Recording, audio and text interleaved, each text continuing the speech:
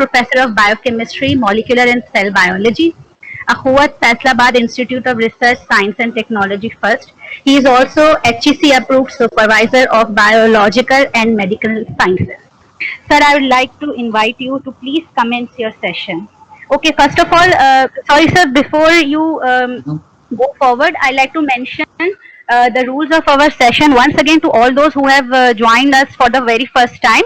And I like to inform you all that kindly please switch off your mics and camera while the session. If you find any query during the session or if you have any question to Dr. Mohammad Ali, please put your question in the comment box. We will take all your questions in the end of the session, and there will be another question answer session after the talk of Dr. Mohammad Ali. So don't get worried that your question will be unanswered. All of the questions will be answered at the end of the session. I hope it clear to all of the participants. Now I'd like to invite Dr. Mohammad Ali to please commence your session. Sir, please commence. So Assalamu alaikum everyone. So my name is Dr. Mohammad Ali, as Dr. Maha already introduced myself, and the topic of my today's presentation is designing, troubleshooting and the applications of PCR primers. The important databases will be discussed in today's presentation. Some selective bioinformatics will also be talked about. Introduction and the requirement of a good quality PCR will be discussed in today's presentation. Applications of PCR technology will be discussed in this context. We will talk about the multiplex PCR, the nested PCR that are utilized in the genetically modified organism and in other molecular biology techniques. So RT-PCR will also be discussed. Moreover, we will be talking about the detection of a single base pair mutation by the use of endpoint PCR. We will also see the deletion of the protein domains in the plasmid by the use of primers. PCR facilitated fragment joining will also be discussed in today's presentation. Insertion of a tag inside a plasmid will be talked. The codon optimization will also be discussed today. The primers for the subcloning is also included, and at the end we will be talking about the PCR troubleshooting. So this slide is talking about the important databases that are utilized every day in the life sciences. So one of the most famous databases is the NCBI, and the other one is the Ensemble Genome Browser. These two databases are similar. They are containing the information about the nucleotide bases of the genes, the mRNA and the protein sequence. cBioportal is another useful database of bioinformatics that is containing the cancer genomic data.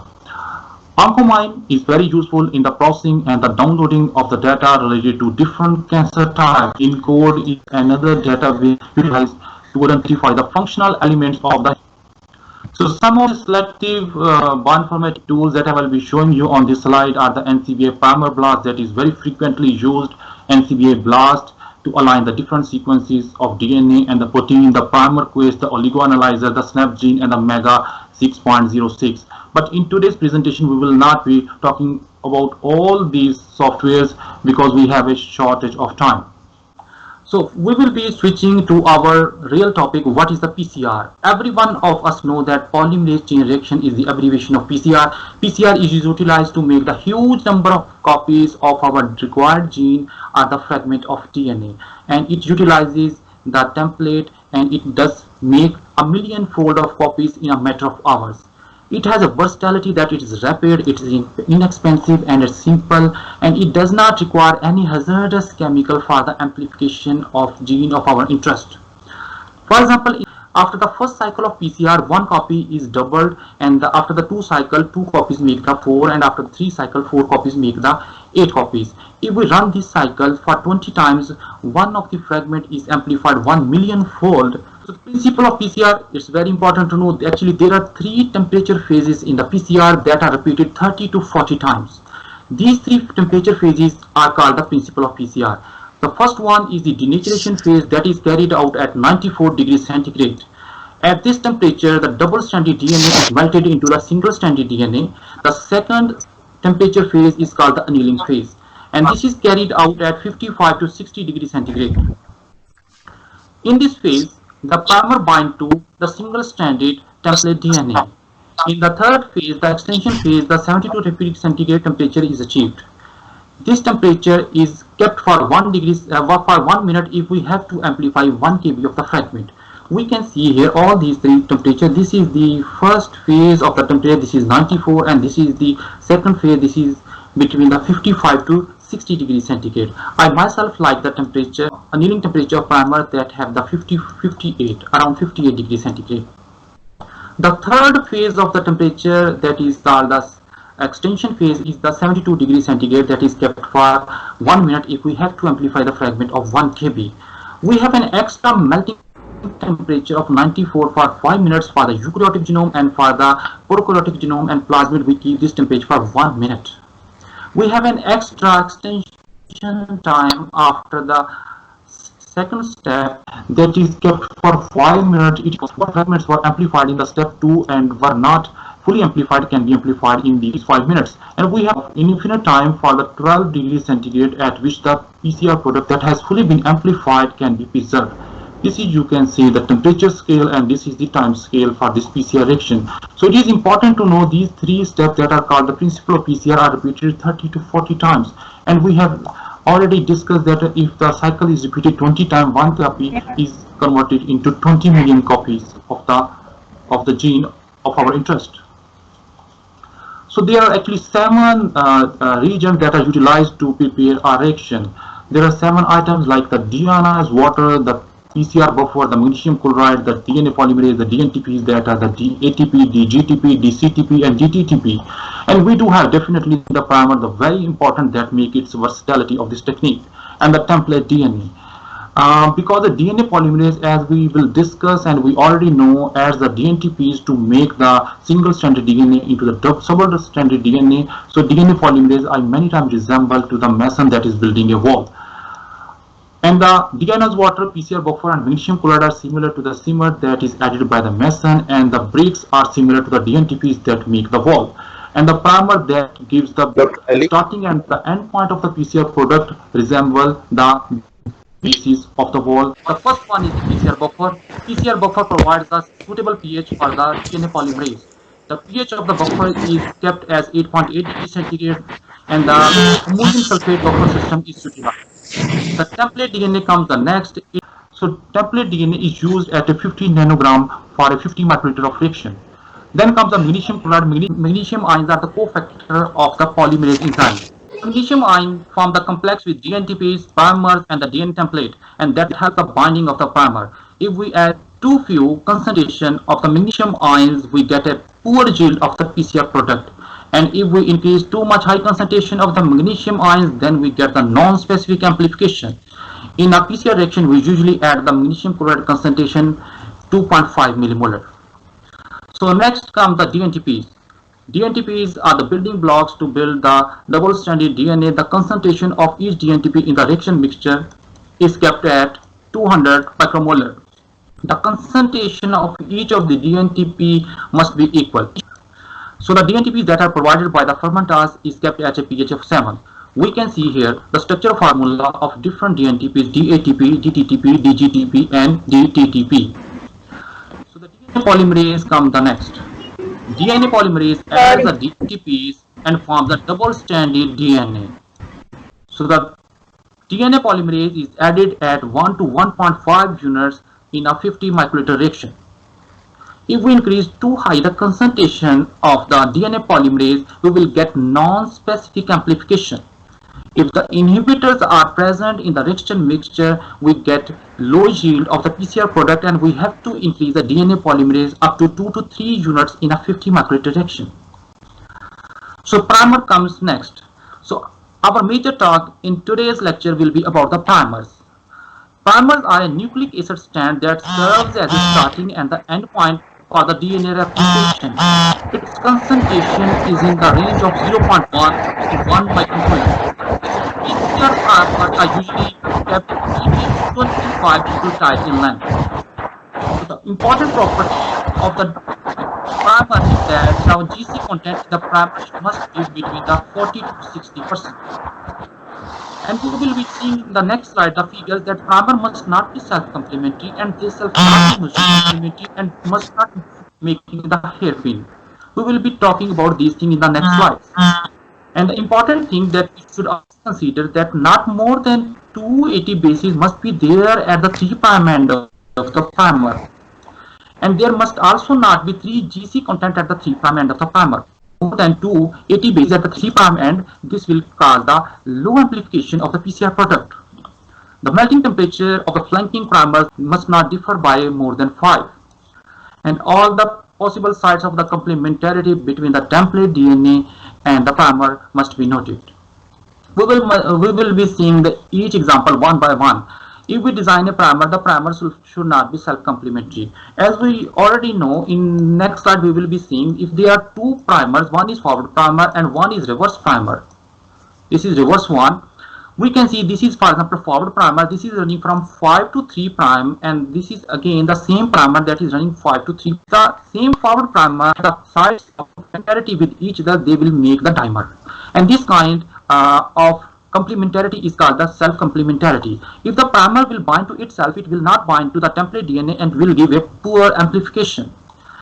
In another case, this is forward primer, for example, and this is the reverse primer. If the forward primer has the binding site on the reverse primer, they have the complementarity, then the forward primer will bind to the reverse primer and they will not bind to the template DNA. This way we will get again the poor amplification or almost no amplification. There is another case, primer bases have the complementary site within itself. So they make this kind of hairpin within itself. If the primer makes a hairpin, then it will not bind to the template DNA, but it will make a hairpin. This kind of situation is also not appreciated. For example, this is a double-stranded DNA that is running from 5 to 3 prime, and this is the top strand. This is top strand, for example, and we can see another strand. This is the bottom strand. We want to amplify from this fragment, that much fragment, and that much fragment is 86 base pair. I have counted bases for you in this picture. If we want to amplify this region, what will we do? We will design a forward primer that is containing 20 bases, and we will copy the sequence of top strand. This will serve as a forward primer. This primer will have a same sequence as does the top strand of the double-stranded DNA. If we want to design the reverse primer, what will we do? We will copy another 20 mers on the other end of the fragment to be amplified, and we take the reverse complement of this sequence. Reverse complement of this sequence is going to be the same as the bottom strand. This serves as a reverse primer for the PCR reaction. This is the forward primer. Forward primer always binds to the bottom strand and the reverse primer binds to the top strand. And in this way the reaction is carried out. In the next slide we will see how the reaction is carried out here. For example, this is the double strand. After we provide the melting temperature to the reaction, the double-stranded DNA is melted into the single-stranded DNA. So when we provide the annealing temperature of, for example, 56 degrees centigrade, we can see here this is 56. What happens? The forward and the reverse primer binds to their site of complementarity on the single-stranded DNA. Then comes the extension temperature, that is the 72 degrees centigrade. So at this temperature, that DNA polymerase, for example, sits on the 3' end of the primer and starts adding bases in the direction of 5 to 3'. In the same way, top strand is extended and amplified, and in the same way, bottom strand is also amplified. This way we get the amplification. We can know that after the first cycle, we can find the number of copies that are doubled, and after the second cycle, they are again doubled, and this way we get the exponential amplification of the PCR product. So one of the conventional notation for the gene and protein I want to share with you. Many times we call the name of different genes and different proteins and different mRNA and different siRNA, and we also write them. So for the gene, mRNA, siRNA, shRNA and microRNA, for the human, all the names are written in italicized and all the letters are capitalized. This is the notation that is utilized in all international publications. But for the same gene, if we want to mention for the mouse, all the letters are again italicized, but only the first letter is capitalized and the rest of the letters are again the small letters. If we want to mention in writing the name of protein for the human and the mouse, they are regular and all letters are capitalized. And for the convention for the name of genes, if we write the full name of the gene, then all letters are regular for the both mouse and the human. But the only difference what we should notice exists in the case of miRNA, gene, siRNA and microRNA. Okay, so we are switching to our next section. So previous section was only the introduction. We will be now seeing the different applications of PCR technology and the PCR primers. We will be talking in this session about the nested PCR, the multiplex PCR, RT-PCRs. So what happened in one of the case, we generated the TARS knockout mouse. We knocked out the TARS gene inside the mouse and we wanted to study the function of this TARS gene. We utilized the TALEN technology, for example, TALEN L and TALEN R technology to cause the mutation somewhere here in between the left and the right TALEN. But after the induction, we were not aware what kind of mutation it caused. So in order to know the type of mutation, we made utilization of the nested PCR. Let's see how did we make the utilization of this PCR to find the type of mutation. For example, this is the site where we are expecting the mutation because of the TALEN L and TALEN R. So what did we do? We designed two primers F1 and R1 that are shown by the green, that is going to amplify the 1007 base pairs. And we designed another set of primers that were falling in between the F1 and R1, and they are F2 and R2, and they are going to amplify the 752 base pairs. So these are the real primers that I designed in my lab when I was going to detect the type of mutation. I performed the first PCR by using F1 and R1 primer, and after the first PCR I diluted the product 100 times and I utilized only 1 microliter of the PCR product from the first PCR reaction and utilized this 1 microliter that is already been diluted 100 times to make the second PCR reaction. This is the second PCR reaction. Okay, so after the second PCR reaction, what did I do? I sent this PCR product for sequencing. You can see here, this is the locus of TARS gene, and this is the F1 primer, this is the R1 primer, this is F2, this is R2 primer. After we obtain the result of sequencing, we obtain that there is a deletion of 2 base pairs. So the nested PCR actually confirmed me that the PCR product that is amplified, that is in my hand, is only for the locus that in which I am interested in. If we want to get the PCR product with high accuracy, we always perform the nested PCR. Nested PCR are performed to find the to amplify the loci that are utilized further for the cloning and for the sequencing purpose. So this is one of the example of nested PCR. So in the next example, I will be talking about the multiplex PCR, and I will be giving you very interesting example in the multiplex PCR. In the multiplex PCR, we use more than 1 primer pairs and more than 1 loci on the same fragment or on the different fragments, on the same allele or on the different allele. For example, there are 2 alleles A1 and A2, and if we design the primer F1 and R1 that are going to amplify 120 base pair of the fragment, and F2 and R2 are going to amplify 210, and F3 and R3 are going to amplify a fragment of 350 base pairs. For example, allele 2 have deleted some of the region between the F1 and R1, and that's why F1 and R1 is going to give an amplified product of 100 base pair. And for the second primer pair, it is the 180 base pair, and for the third primer, it is the 300 base pair. If we utilize these 3 primer pairs and we run on the individual in 2 different alleles A1 and A2, we will get 6 bands in one single reaction. For example, this is the PCR product because of the F3 primer, and this is for the A1 allele and this is for the A2 allele. For example, this is the PCR product because of F2 primer that is shown green here, and this is the fragment for the A1 allele and this is for the A2 allele, and in the same way this is for the F1 primer. So the important consideration in the multiplex PCR is that the product should be of the different sizes. The PCR product from each primer pair must be of different size, and the amplification region must not be overlapping. If the one primer is amplifying this region, the second primer must be amplifying a different region on the same strand. Most importantly, annealing of temperature of the primer must be same. If the annealing temperature is same, then all the primer will work at the same annealing temperature inside one reaction, inside one tube. And the primer should not be the complementarity to any of the primer that are present in the reaction mixture. So I collected very interesting example that I solved in previous days when the corona was there.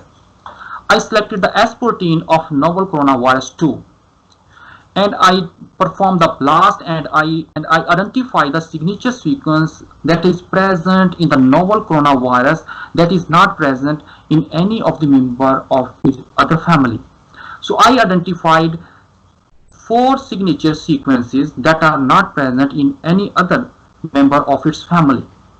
For example, this is the first signature sequence, this is the second signature sequence, this is the third one, and this is the fourth one. This is merely obtained by the blast of the S protein of the novel coronavirus.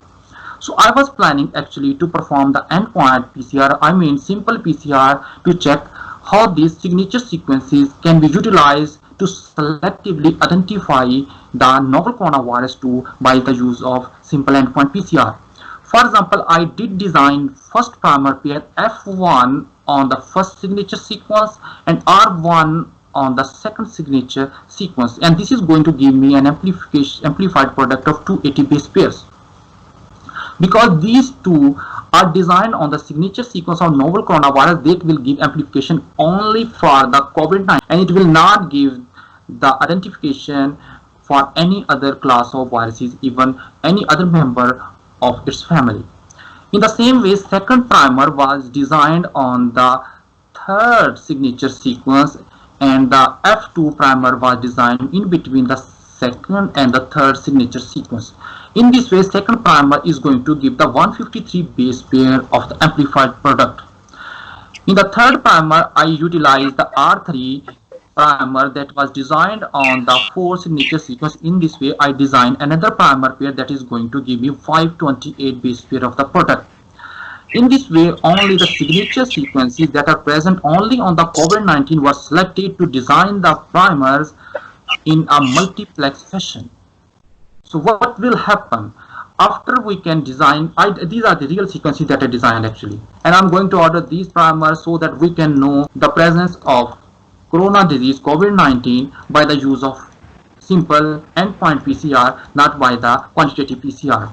So what I am expecting is that if the person is corona positive, it is going to give the 500 base pair. This is almost 280 and this is almost 120. That has been written here, 153 base pair. And if we see, we have to find a positive control that gives the amplified bands in all the cases whether the person is corona positive or not. And I designed this primer on the beta actin of the human. And we can see this is the beta actin protein, for which I designed 2 primers. In this way, the multiplex primers can function to identify more than loci, and we will be more confirmed whether our results are fine or not, and we are not going to give the false negative or false positive results. So this is the example of one of the multiplex PCR that I attended by using the S protein of the novel coronavirus. Now I move to the reverse transcriptase reaction, in which we are using the oligo-DT primers.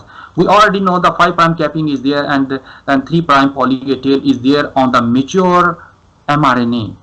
So the oligo-DT that is 18 mer long is designed so that it binds to the poly A tail of the mature mRNA. Oligo means several. It is containing 18 mer of TTT. The 18 TT are joined together and they are formed in the primer.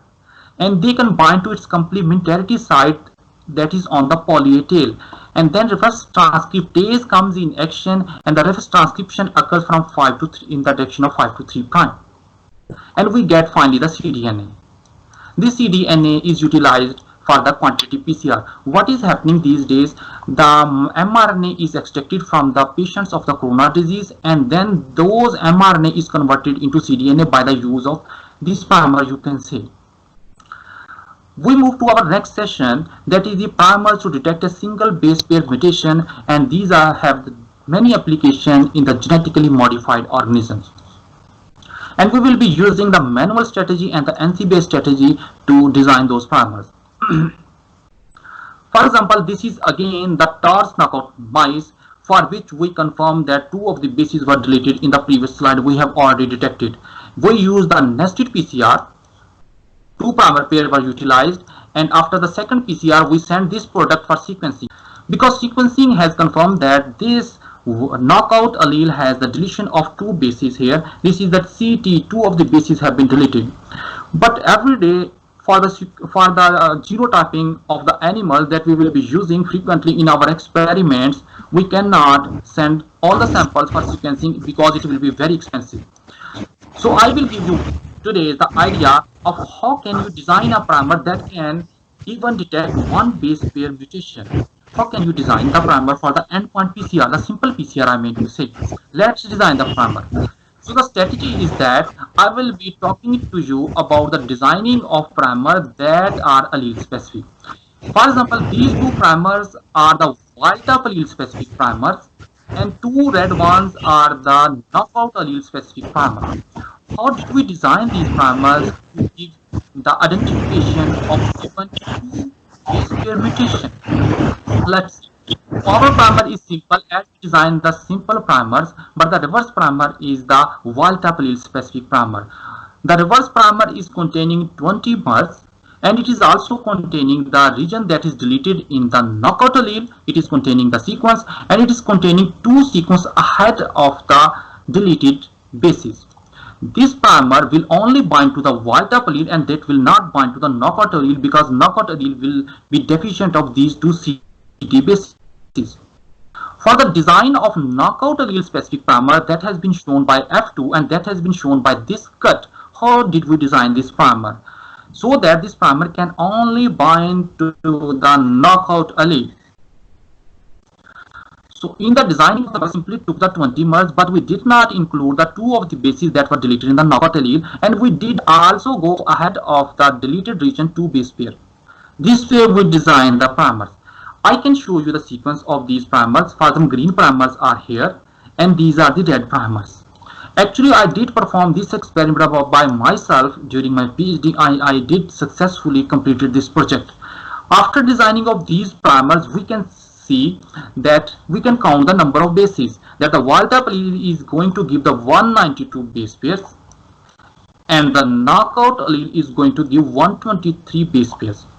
After I perform the reaction, you can see this one is heterozygous knockout allele, wild type allele. This is the knockout allele, wild type allele, and this is only containing the wild type. Both alleles are wild type, and we can see here this is the knockout allele, very thick band is here. Okay, we move to the next one. For your inspiration, I give you another example. We generated another mouse using the CRISPR-Cas9 technology. We were interested to knock out another gene, C2TA gene, inside a mouse. After we confirmed that two of the base pairs have been deleted by use of sequencing, nested PCR and sequencing, we were interested to design the primers. I did use the same strategy and I confirmed that even two base pairs can be detected by simple endpoint PCR by simple primers with high efficiency. We can see again here, this is the 155 base pair of fragment that correspond to the knockout allele and this correspond to the wild type allele. And this way we can save a lot of money by utilizing simple endpoint PCR. And you can see the sequences of these primers because this video will be recorded and will be available online, so you can confirm these sequences of these primers. These are real sequences that I utilized during my studies. So the next we will be moving to talk about the primers for the cloning. So the primers can do a versatility of functions. They can delete a domain, they can insert a tag, they can introduce the site-directed mutagenesis without the use of restriction enzyme. Let's see how does it happen. For example, this is the human TRAF protein that I utilized several times during my studies. This protein has the different domains like ring domain, zinc domain, CC domain, and TRAF6 domain. For example, the coding sequence of this protein is present inside a plasmid. This is the ring domain, and this is the red one region that has been shown here. Okay, you can see this one, and this blue region has been shown somewhere here. For example, if we are interested to find the function of this ring domain, how will we do? We will delete this ring domain and then we will overexpress this protein inside the cells, and whatever changes happen to the cell is the function of this ring domain. How can we delete this ring domain without the use of any enzyme and with the use of simple primers? Let me give you a strategy. We use the overlapping primers that have 20 mers from these blue regions and 16 mer from this red region. We are talking about this forward primer. This forward primer, I will talk again, is containing 20 mers from the blue region and 16 mer from the red region, and is not containing any base from this black region, that is the ring domain, that needs to be deleted.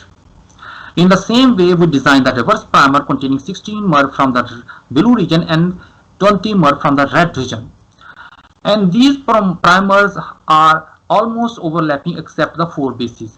These partially overlapping primers are utilized to perform the PCR reaction by the use of this plasmid that is containing all the domains, all the coding sequence of wild type human TRAF6 protein. After we perform the reaction, all the sequences, all the bases will be amplified except this black region. After the completion of reaction, we get this kind of nicked plasmid that is not containing the ring domain because it was not contained in the forward, either forward or the reverse primer.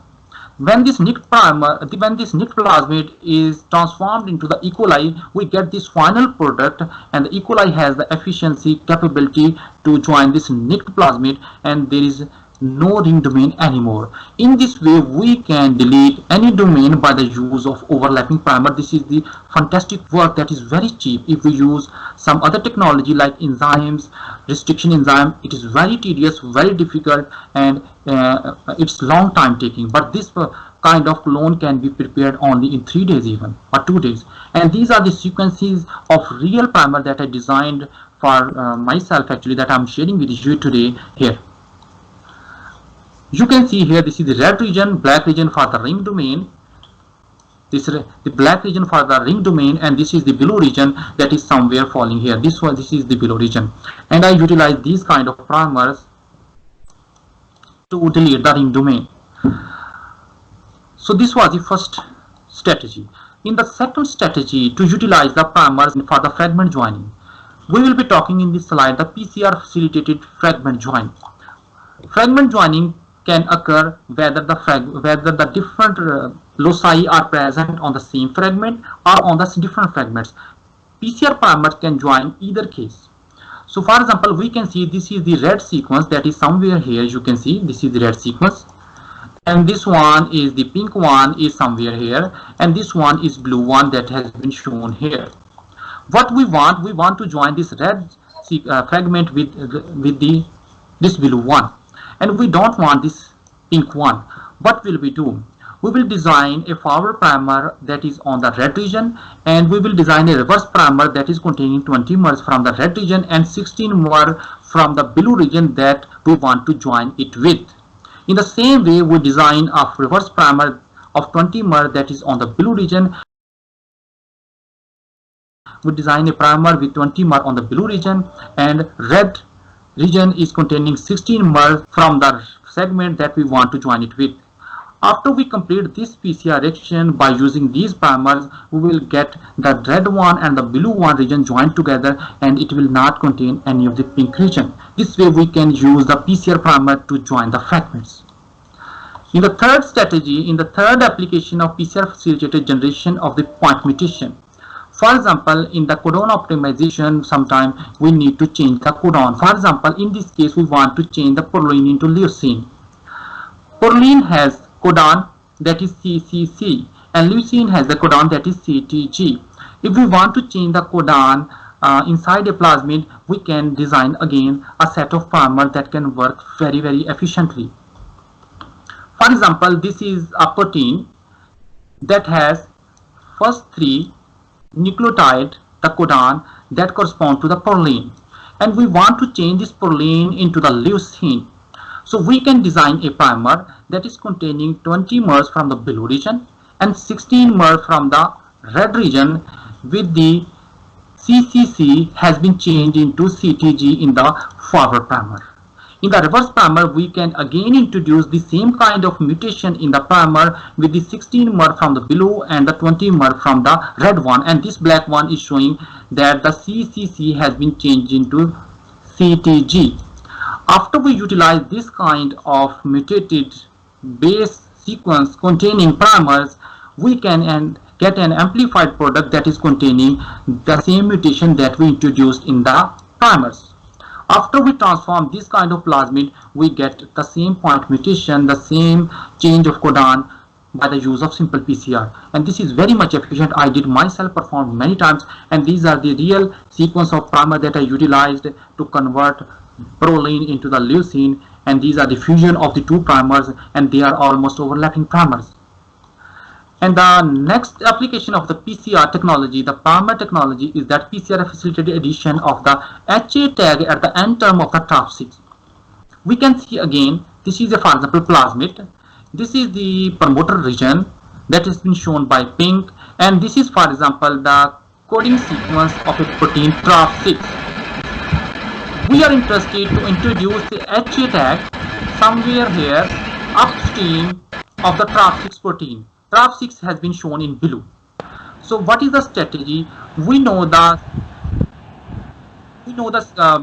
coding sequence of the HA tag that is been shown by 16-mer here.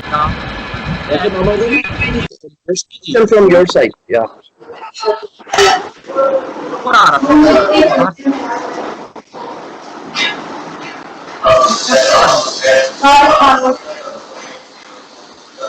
Okay.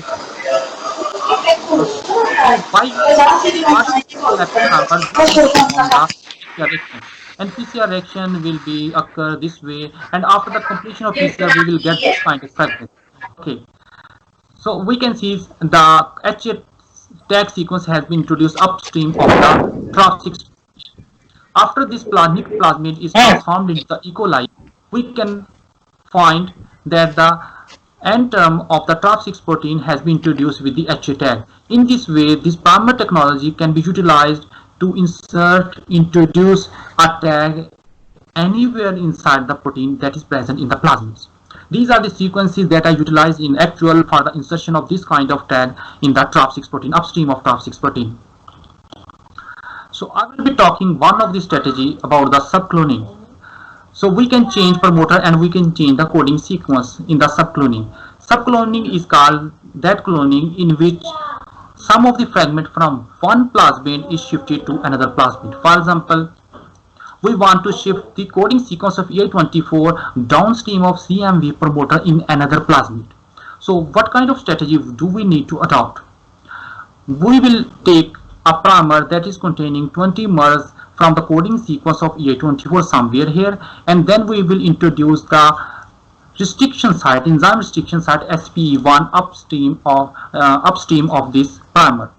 In the same way, we will design a reverse primer that is from the coding sequence of the EI24, and we will introduce another site, restriction site, that is the EcoR1. We will be using these two primers to conduct the PCR. After the PCR is completed, what we get, this is the coding sequence, the brown one from the EI24, and the red one is the sequence of the restriction site of SPE1 restriction enzyme, and the blue one is the restriction site of EcoR1. This PCR product is then utilized to restrict by the use of these two enzymes. After the enzyme restriction has been confirmed, we get the sticky end that are ready for the ligation. In the another plasmid, that is actually the empty vector that is not containing any of the coding sequence, but it is containing only the promoter, and it's containing only multiple cloning site, and definitely it must contain the Kozak sequence that is necessary for the expression in the eukaryotic system. We find again the two of the site SPE1 and EcoR1 that are same, that was utilized to elude the fragment of EI24 in the plasmid number 1. This is plasmid number 1, this is plasmid number 2. And we restrict it by the use of these two primer pairs. Because this is getting dirty, I remove everything. So these two enzymes were utilized to restrict the plasmid number 2. And after the restriction, we get again the sticky end that are ready for the ligation in this vector. Now this vector is ligated along with this insert, and we get the CMV promoter upstream of the coding sequence of EI24. So now this coding sequence will be transcribed and translated under the CMV, that is very strong promoter. And I utilize in actual these kind of primers, and I successfully conducted this kind of cloning in my research work. So I omit this subcloning. Okay, I move to now the troubleshooting, the last session of my presentation. So there are three kinds of cases. Either there is no amplification after the PCR product has been run on the agarose gel, or there are several bands. So how can we tackle each of the case?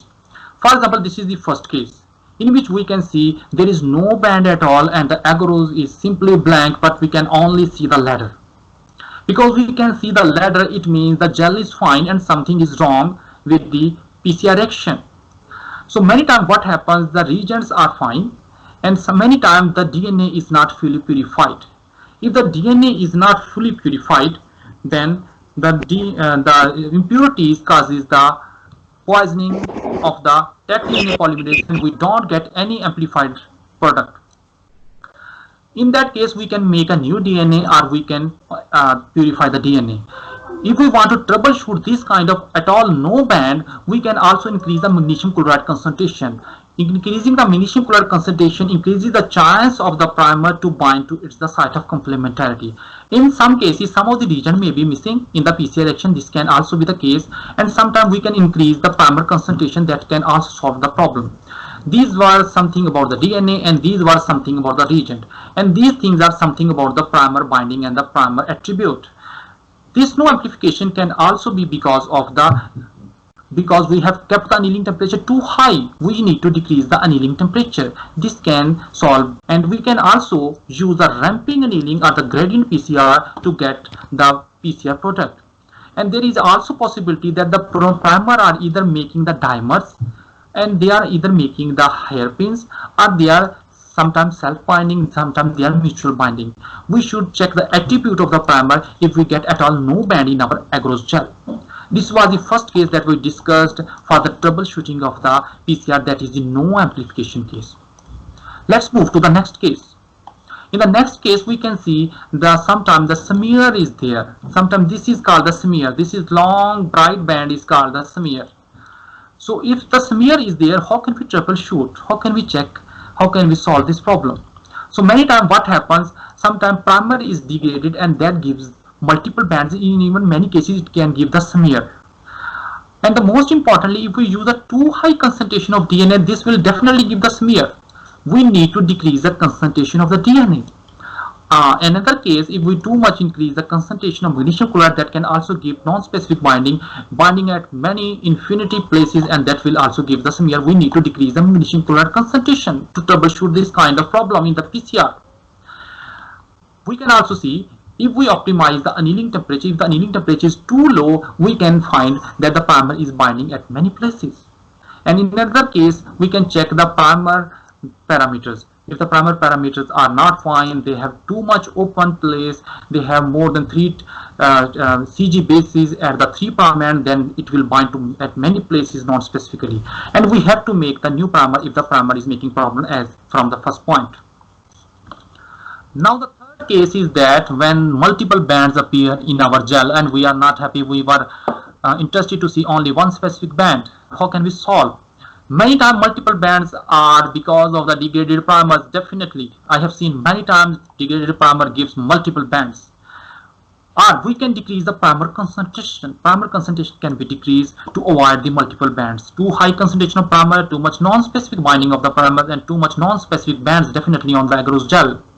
We can decrease the tag concentration. If we take concentration is too high, non-specific binding, non-specific amplification is high. We can decrease definitely the magnesium chloride concentration that we did in the case of smear. And we can also decrease the DNA concentration. Increasing the DNA concentration causes the non-specific binding, as we see by the multiple bands in this gel. We can check also the annealing temperature by the use of gradient PCR. We can check the annealing from 55 to, for example, 60 degrees centigrade for our primer pair to avoid this kind of, to troubleshoot this kind of problem. We can also increase the annealing temperature of the primers. Annealing temperature increase can give one specific product. We can also check the primer specificity. If the primers are not specific, they will always definitely give the non-specific products. So the most of the data that I have presented in today's presentation has been taken from this manual. This is the series 2 manual that I have published already. This is my research group. So I think we can stop. This is almost 1 hour, and I have been guided that I need to show this slide to all of you so that you can solve one short question answer session that can be followed through this link. This link will be activated only for 30 minutes. So you can follow this link and you can fill up so that we can check and we can evaluate your training in this session. So I want to go over to the Dr. Huma is there, Dr. Numan is there. Hi, thank you, Dr. Ali. Thank you so much for this nice session. I really appreciate everyone for their support. So this is the address you need to put in your Google Chrome from your laptop, from your cell phone. This is short, S-H-O-R-T, short, url.at/ek and then LX3. This is the address, and you have to just go to this, type this address, press enter, and you will receive feedback form. You will fill this feedback form, then there will be a short quiz. Once you fill that quiz, you will be entitled to receive a certificate of attendance for this session. Thank you so much. And we will also post this link in the chat box as well. So you can type this or you can see from here and you can fill this feedback form. Thank you so much.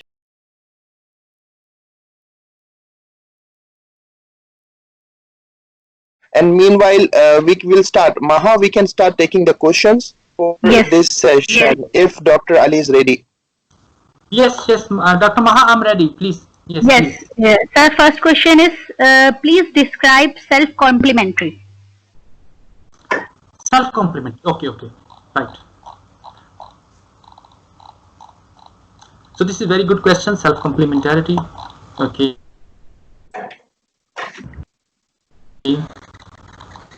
So we can see one primer here. I remove the previous things. So we can see the sequence of this primer. This is the TTTCAG. And this is again TTTCAG. This is the same primer that is also the same primer. If the same primer binds to itself, other copy of itself, it is called the self-complementarity. If the forward primer, for example, find the complementary sequence in itself and forward primer binds to its other copy, this is called the self-complementarity. And if the forward primer finds the complementarity in the reverse, this is called the mutual complementarity. Yes, please. Sir, which factors make primer different from adapter and linker? Please again. Which factor makes primer different from adapter and linker? So they can be the same. They can be the same because we need to be sequence specific. If we want to make it a linker, the sequence is important. In this presentation, we talked about their property of binding for the amplification purpose. So their sequence is important. That makes them different. And also many times their length may also be different. Many times we need a linkers of longer length, and many times we should use the primer of only 20 meters. Next, please. Sir, can you please describe a little what is TALENT technology? Okay, so there are different technologies for the genetic engineering. Genetic engineering is the deletion or insertion of some of the bases inside a living animal. So this is the specialty of my group, that we generate the knockout, gene-specific knockout animals, mice, and we generate the transgenic animals. So TALENT is an old technology in which we take the sequence that is complementarity to the DNA strand, and this sequence is attached with the FORK1 enzyme. FORK1 enzyme is attached with, and we use this DNA sequence and this FORK1. For example, this is the sequence of the protein that is complementarity, that has specific binding to specific sequence on the DNA. This is also protein. This one you can see, right? And this is the DNA sequence. This protein has attribute to bind to specific sequence on DNA, and whenever this binding occurs, this FORK1 cuts this strand, this top strand, and for example, reverse one cuts the bottom strand and the forward one cuts the top strand. For example, TALENT left, this one will cut, these are for example proteins, this will cut the top strand somewhere here, and TALENT R, For example, these are the proteins that recognize a specific sequence that will cut the bottom strand. When the double strand nick is there, then in a hurry cell try to repair it. During the repair, it can either cause one mutation, some deletion, some insertion, and some insertion and deletion together. In this way, we can knock out a gene. If there is a, for example, deletion of one base pair, there can be an early stop codon in the sequence of the protein of the gene, and in this way, mutant protein will be formed, and this protein will be degraded in many cases by cells itself machinery. In this way, we can utilize this TALEN technology. So for the interest of the student, I want to tell this is TALEN is the old technology and the CRISPR is the latest technology. TALEN has a low specificity, but the highest specificity has been observed in the case of CRISPR-Cas9 technology. We also use the CRISPR-Cas9 technology to generate the genetic engineering. Yes, please. Next. So there's a question from Uzair Ahmed. He is saying that my question is that either this session will teach us about designing of miRNA primers and the tools you mentioned above. Yes. So miRNA needs some special consideration. So this session is not teaching about this kind of microRNA, because microRNA, like siRNA in many cases, but we use artificially in the lab to knock out the mRNA. Actually, knock down the microRNA. Sometimes they are single stranded, they are sometimes double stranded, and they have special software. This is not included in this presentation. In future, we may include. Actually, yes. Next, please. Further said that are the tools that you have mentioned above are able to design primers for miRNAs which are themselves 22 NT long. I did not teach any microRNA primer today. The question is, can these products be more than 6 in multiplex PCR? So he said that can these products be more than 6 in multiplex PCR? If we go to high number of PCR products in one multiplex PCR, we will face a problem. What kind of problem we can face? For example, 100 base pair of fragment can be separated on the agarose gel from the 120 base pair. For example, this is 100 base pair and this is 120 base pair. These are, for example, two primer pairs. One primer pair, this is 2. If we use another primer pair, that is going to 300 and 350. And the fourth one, for example, this is 100, this is 120, this is 300, this is 350. If we keep on going higher and higher, the size of the fragment, thus resolution is difficult. So it is very difficult to go above the 6. I think 3 are enough, 3 or 4 are enough for the multiplex PCR, because it will decrease the specificity. Otherwise, we will get the non-specific product and we will face many problems, like one primer is binding to the other primer. Some of the fragment will be amplified, some of the fragment will not be amplified. So it's very difficult to amplify more than 6 fragments. Yes, next please. Oh. Why amplification not be overlapping? Okay, very good question. Very good question. Okay, so I'm here. So for example, F1 R1 is amplifying somewhere here in this locus of A1 allele, and F2 is amplifying somewhere here in this locus that has been shown by red on the A2 allele. If the forward primer is somewhere here, for example F2, they will face the competition. Maybe it's possible only this fragment is amplified, maybe it is possible this fragment is only amplified. So there should not be competition because of the overlapping region of the primers. That's why primers should not be overlapping, right? Oh, next question is, can these primers be of same sizes? What I like the 20 primers, and I like the TM of 60 degrees centigrade for a primer. How many nucleotides should be left between two sets in multiplex primers? How many nucleotides should be left between two sets in multiplex primers? It can be 10, it can be 40, it can be 50, any can be possible. They are not overlapping, then it's fine. If they are not overlapping, then it's fine. It can be 40, it can be 60, it can be 80, no problem. Yes, please. How much primers we can use in multiplex PCR? Is there any limitation? Sir, is it the same question that we have asked already, or it's a different one? They were asking about the product, and here he is asking about primers.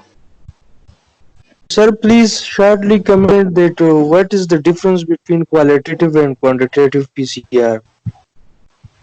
Okay, okay, good question. Yes, Okay. yes, sir. Qualitative PCR mean that allele of our interest is present or not. For example, some locus of our interest is present or not. This is the called the qualitative PCR. In the qualitative PCR, we use simple PCR machine. In the quantitative PCR, during the process of amplification, we check the number of copy after each step, and that number of amplification after each step is calculated to find the concentration of initial copy number of that allele. This way we can quantitate.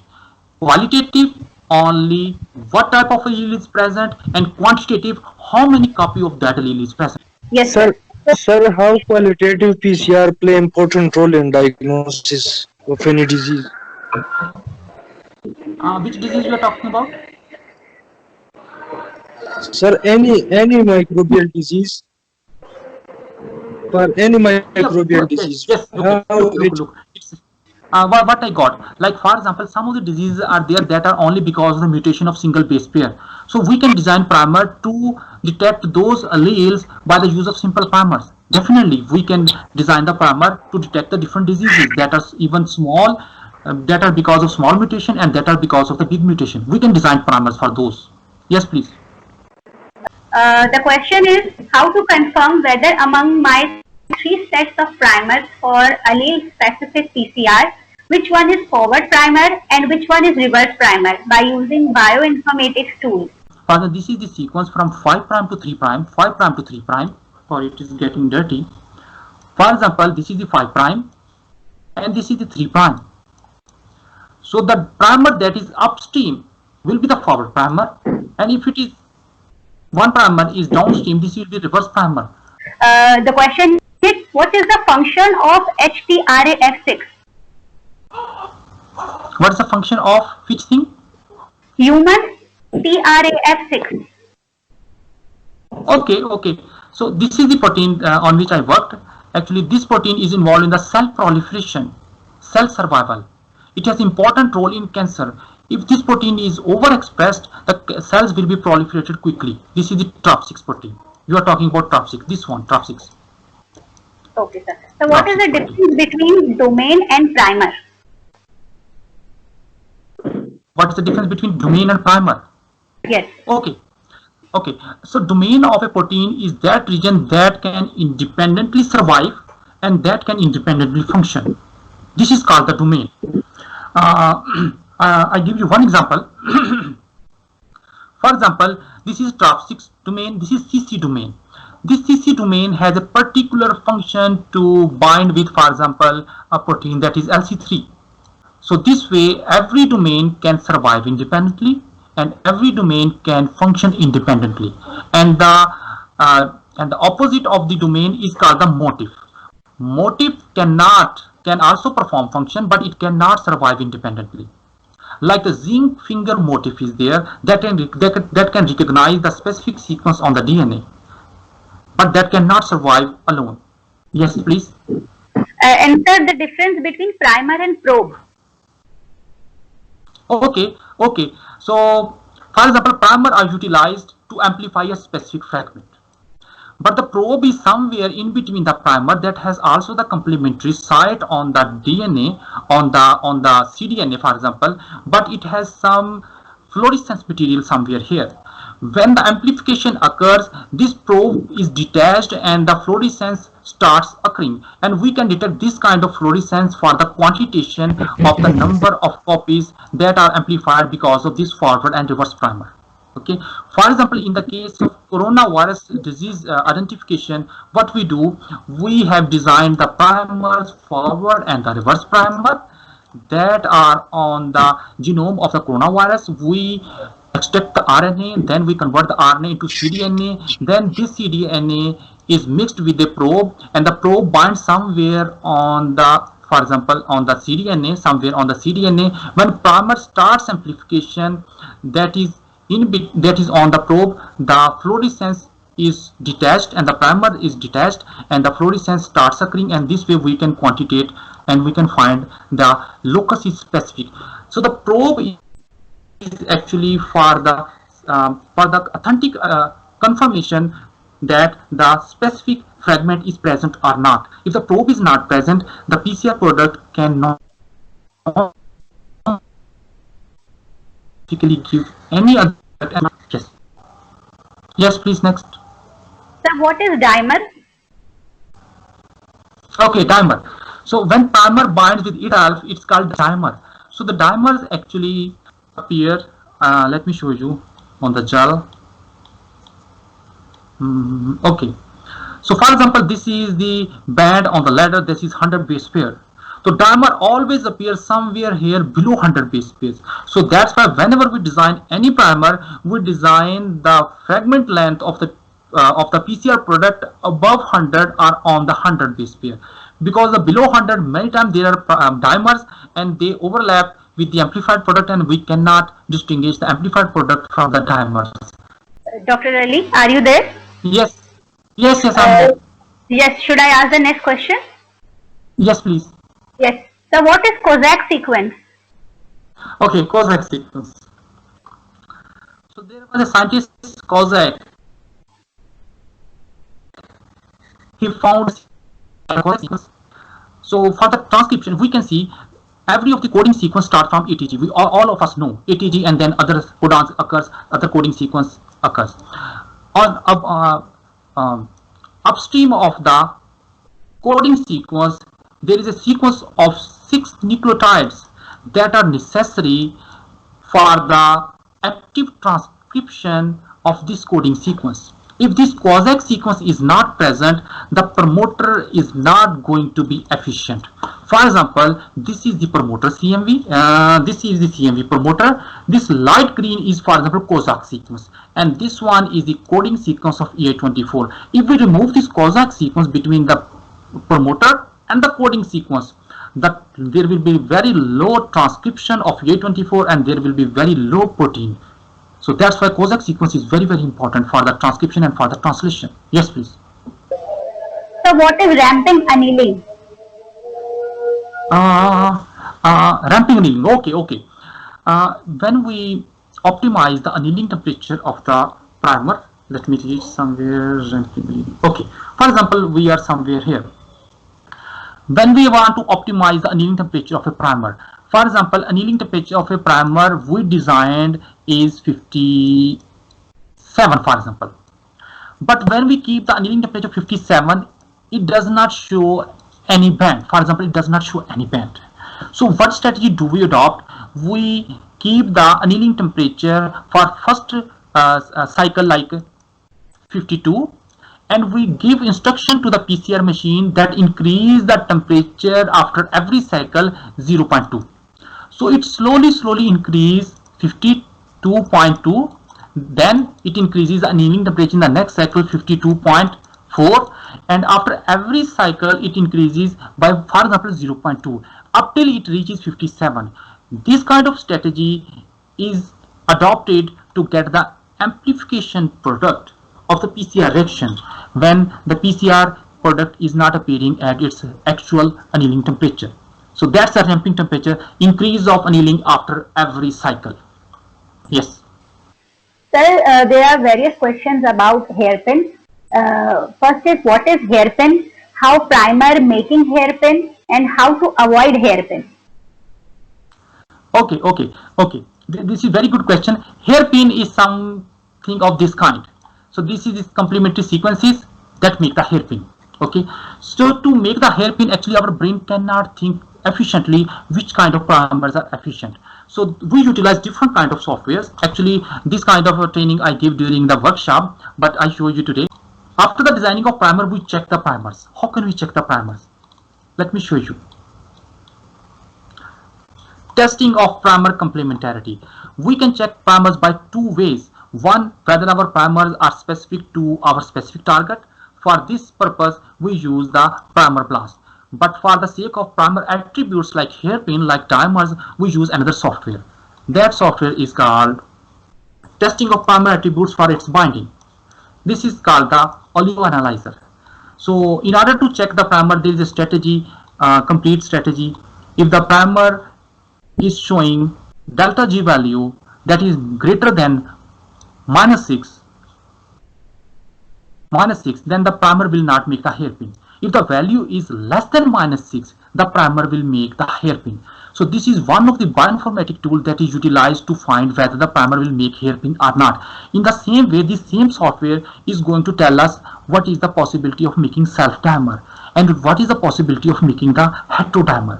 If the primer has a delta G value somewhere near -7 or below, then it will make the dimers. Like in this case, let me show you. This is the hairpin. Okay. Delta G must be greater.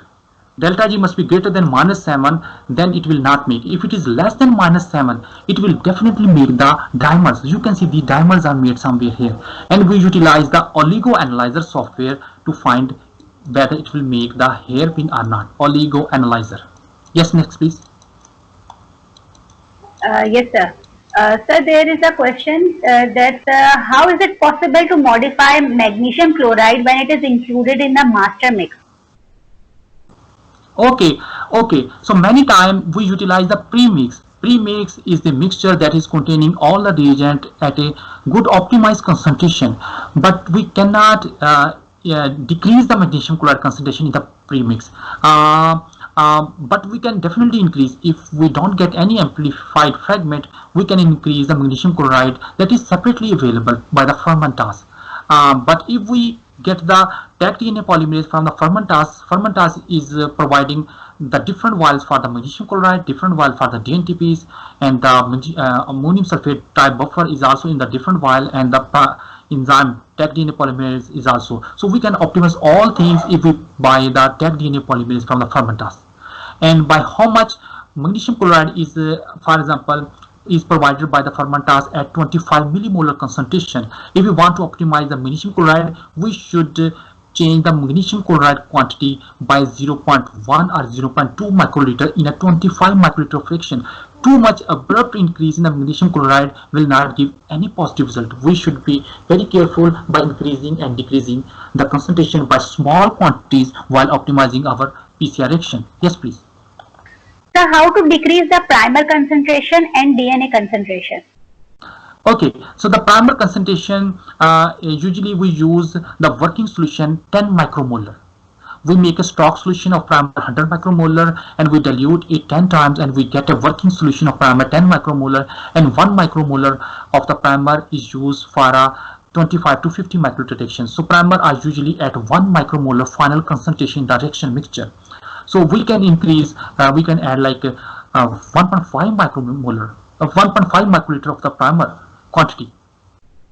This way we can increase the primer concentration, and DNA usually is added in our reaction in our laboratory 100 nanogram or sometimes 50 nanogram.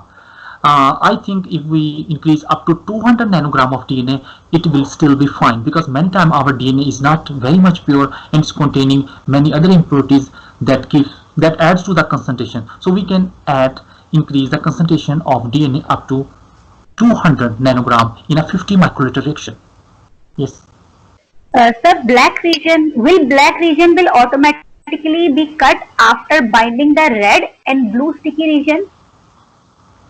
So we were talking about the fragment joining actually. This is very, very interesting. Many times we join different kind of fragments before we start cloning those fragments in the plasmid.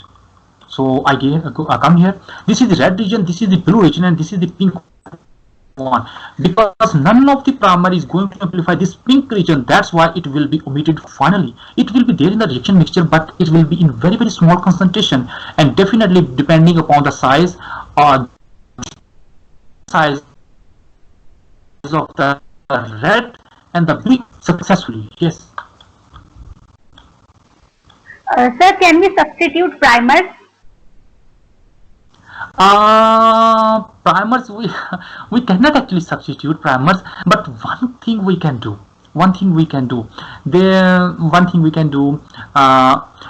if we amplify, for example, this fragment, and for example, if we amplify this fragment separately, if we add these two fragments together in a reaction mixture, they will be joined.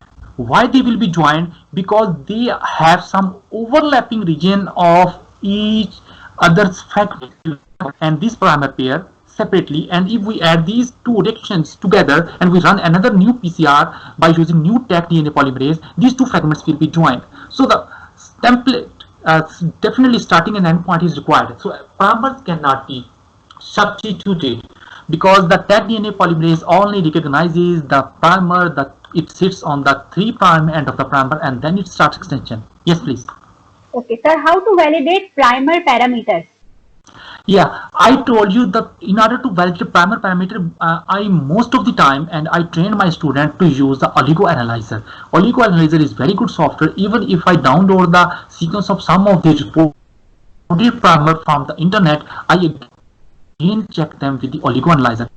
Not only check their site of complementarity by the use of NCBA primer blast, but I also use the Oligo Analyzer to check the primer parameters, like they are not self-binding, they are not mutual binding, they are not making the hairpin. So the Oligo Analyzer is the answer of the question. Yes, sir. So how is it possible to find the deleted part of a sequence by using PCR, as already discussed in one of your slides? Okay, so can I request you to repeat the question? Sir, how it is possible to find the deleted part of a sequence by using PCR?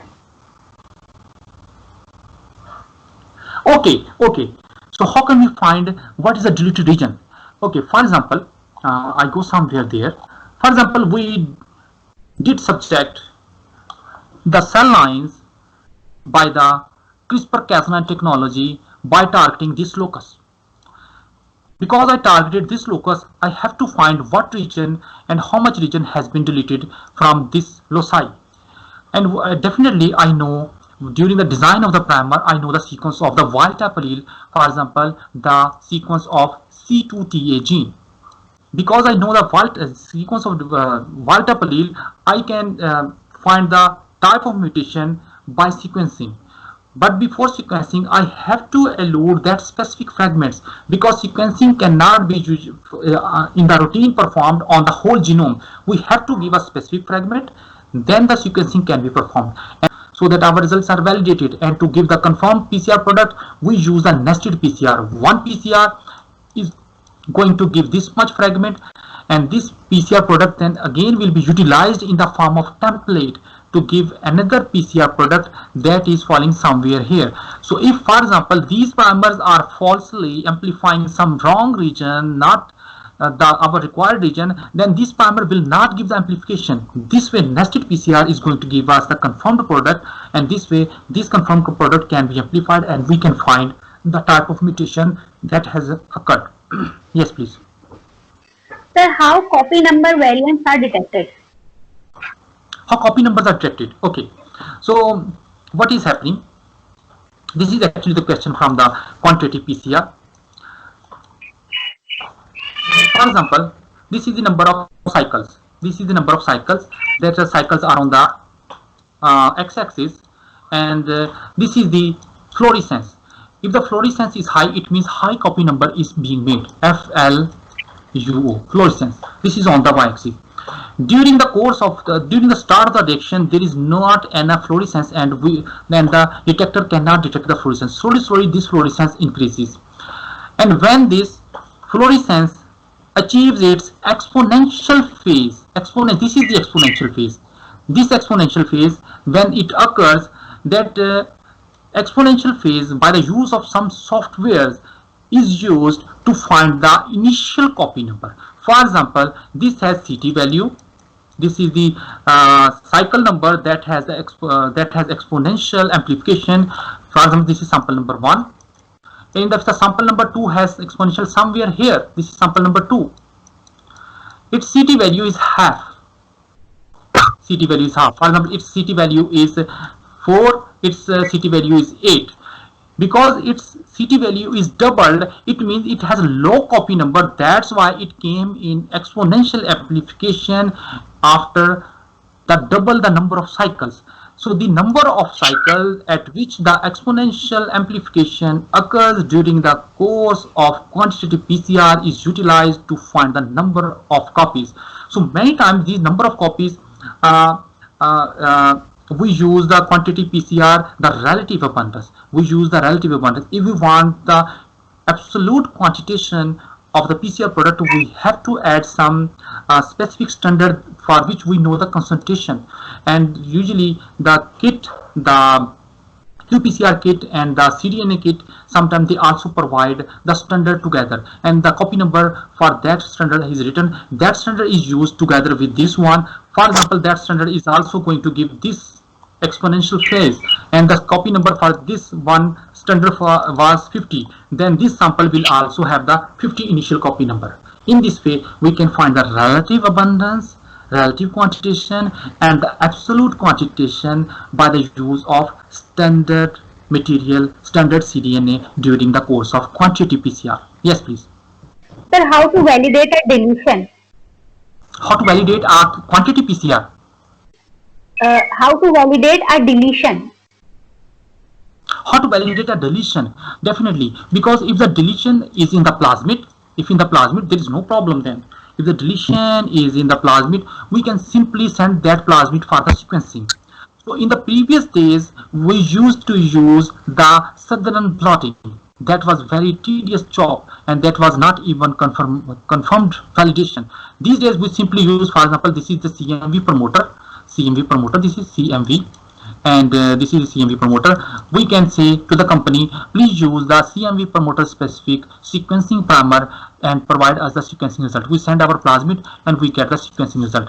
But this is the case when we do have the plasmid. When we have the whole genome, we definitely have to elute that fragment before sequencing. After once we have confirmed what kind of mutations are there by the use of sequencing data, then we can design definitely the primers. We can design the endpoint primers to find in routine the even one base pair mutation. Yes, sir. Are you done with this question? Should I ask next one? Yes, please. Next, please ask. Yes. So, what would be the best primer for 16S rRNA sequencing for identification of soil bacteria isolates? Okay, so actually for the best primer for this 16S RNA is already reported. So I think you can search from, so the student can search from the internet. It's already reported. I don't remember the exact sequence of that primer, but that can easily be searched, no problem. This is available on the internet. It's already reported. Okay. Sir, if one nucleotide in a primer is not complementary with the strand, will it bind to its strand? Sir, have you heard my question clearly? Or should I repeat? Yes, repeat please, I didn't hear. Okay, if one nucleotide in a primer is not complementary with the strand, will it bind to its strand? Okay, very good question. That's great question actually. Let me move to the PPT. Okay, for example, this is the forward primer. If this forward primer has one nucleotide that is not complementary to the DNA, if that non-complementary nucleotide is present on the 3' end, it will be very difficult for the primer to bind. 3' end sequence is very important. It must not have more than 2 or 3 AT content, it must not have more than 3 CG content, and it must not have any mutation. The primer should not differ from its complementary sequence. If this difference of the nucleotide is somewhere here, it can bind.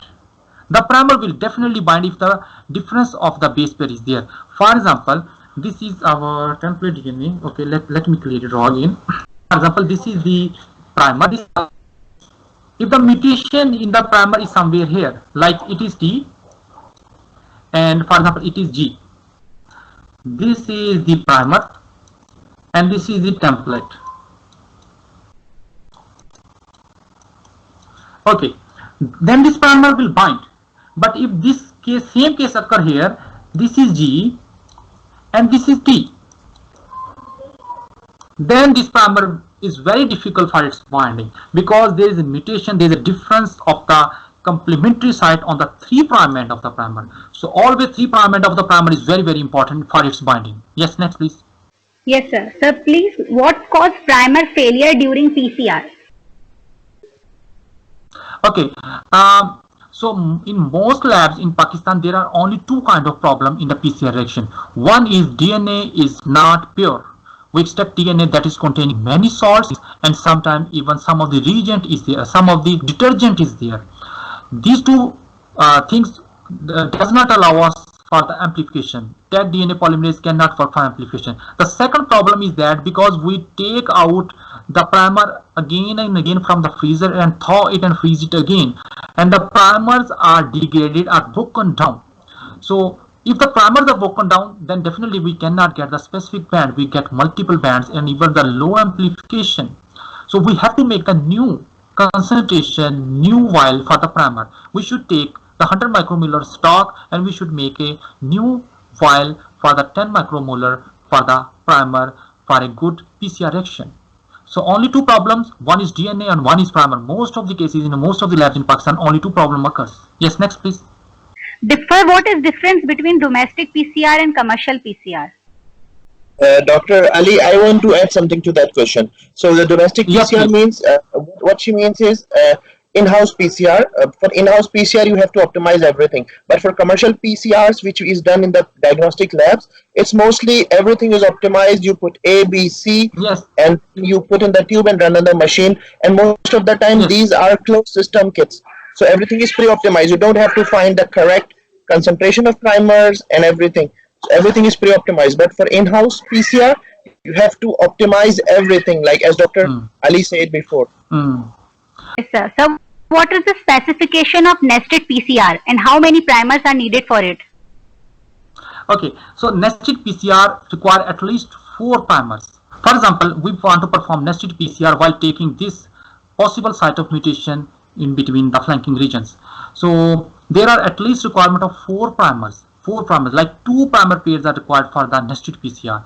And the nested PCR, they should be somewhere the first primer pairs should be amplifying some bigger region, and that bigger region, the PCR product is utilized to make the reaction by the use of second primer pairs. So we can use the first primer pair and then we can dilute and then we can make the next reaction. And in this way we can be sure about the PCR product is our required one and not the non-specific.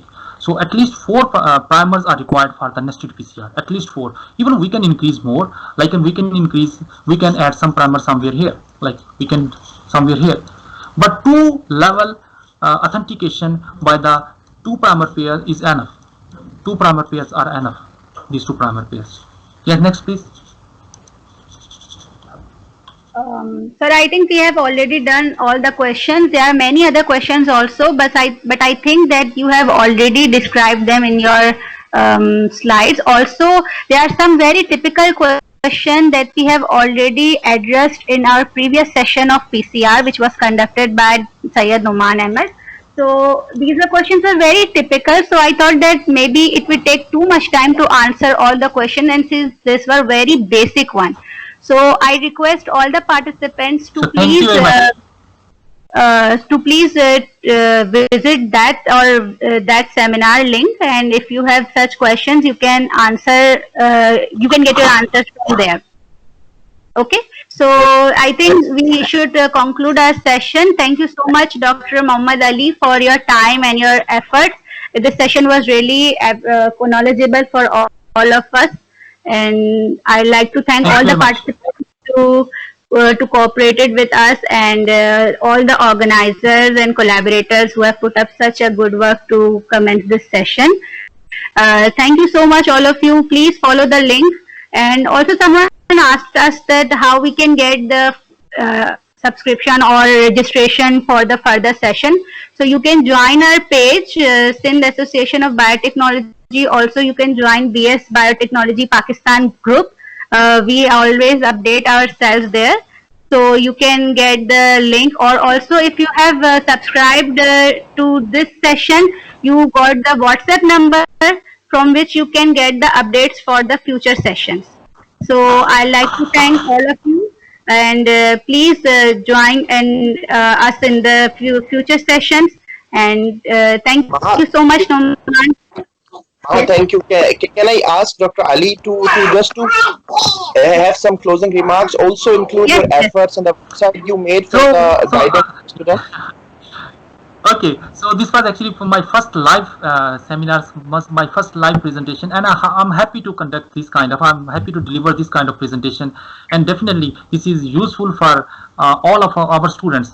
So actually, we did have very short time for the notice to our students. Otherwise, we would have obtained like 1,000 or 2,000 even participants, because all over Pakistan people are very much interested to learn these kind of things. And I cut short many things. I only delivered my seminar today. I do also have like a full set of hands-on training session. I already conducted more than one, 2, 3 times in our university. So I will be happy to be with you all the time. Thanks to Dr. Noman. Thanks to Dr. Maha. So nice of you. Thank you. Thank Thank you, you so Dr. much. Ali. Thank you, everyone. Take care. Bye. Stay safe. Allah Thank you Hafiz. so much. Allah Hafiz. Thank you so Allah much, all the participants and speakers. Allah Hafiz. Till the next session. I'm Maha Qasim, signing off as a coordinator. For any queries, you can join or ask to the mail or to our group